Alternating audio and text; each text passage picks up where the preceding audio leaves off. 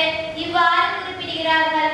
ஐவேளை தொழுகை என்பது ஒரு நாள் திட்டம், அதாவது ஒன் டே ப்ரோக்ராம். ஜும்மா தொழுகை என்பது ஒரு வார திட்டம், அதாவது ஒன் வீக் ப்ரோக்ராம். ரமலான் மாத நோன்பு மற்றும் ஜகாத் என்பது ஓராண்டு திட்டம், அதாவது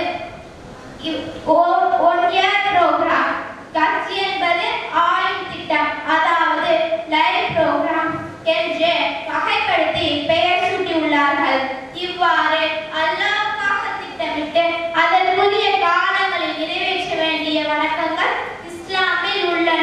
எனவே அனைத்து கடமைகளையும் நிறைவேற்றி இறையன்பை பெறுவோம் இன்ஷா அல்லாஹ். நன்றி. அஸ்ஸலாமு அலைக்கும்.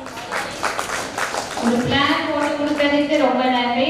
இன்ஷா அல்லாஹ் அசர் தொழுகைக்கு பிறகு மீண்டும் அமர்வில் அமர்வோம். அஸ்ஸலாமு அலைக்கும்.